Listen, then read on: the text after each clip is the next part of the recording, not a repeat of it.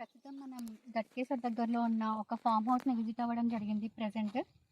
ఇతను గ్రోతింగ్ అలాగే పూత పింద మొత్తం రాలిపోతుంది, గ్రోతింగ్ అసలు లేదని చెప్పడం జరిగింది. సో ఆర్డి సంజీవిని అనేది సజెస్ట్ చేశాను, అలాగే రెడ్ కూడా స్ప్రే చేయమని చెప్పాను.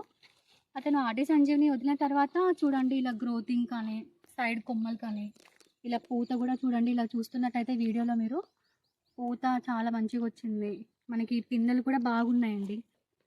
ఇది వచ్చేసి యాపిల్ బేర్ రీసెంట్గానే పెట్టడం జరిగింది, ఒక 7 months అయిందంట పెట్టి. ఒక 7 monthsలోనే చూడండి ఇక్కడ మనకి పూత కానీ పిందెలు కానీ ఇక్కడ మనం మొత్తం చూస్తున్నట్లయితే చాలా గ్రోతింగ్ అయితే చాలా మంచిగా అనిపిస్తుంది. ఇక్కడ పిందెలు కానీ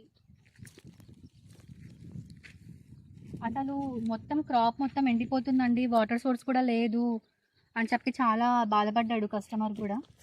ఈ ఆర్డి సంజీవిని వదిలిన తర్వాత present he is so happy because ఇంత మంచి గ్రోతింగ్ పూత పిందె చాలా మంచిగా ఉంది మేడం అని చెప్పి చాలా హ్యాపీగా ఉన్నారు ప్రజెంట్ అయితే. ఆర్డి సంజీవినితో పాటు డిఐగో రెడ్ కూడా స్ప్రే చేయించాము ఇతనితో. అది రెండు ఇవన్నీ ఆర్డి సంజీవిని వల్ల వాటర్ సోర్స్ కూడా ఇతనికి చాలా తక్కువగా ఉంది ఇక్కడ.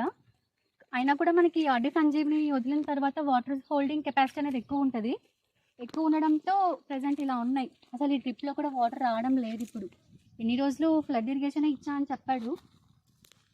ఆర్డి సంజీవిని వదిలిన తర్వాత కూడా ఒక 15 days వాటర్ ఇవ్వట్లేదంట ఆయన, వాటర్ కూడా రావడం లేదు మేడం అని చెప్పారు. ప్రజెంట్ అయితే ఇలా ఉంది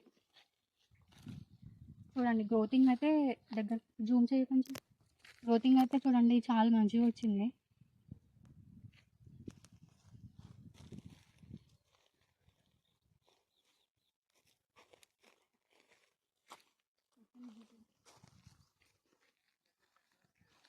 ఇక్కడ చూస్తున్నట్టయితే చూడండి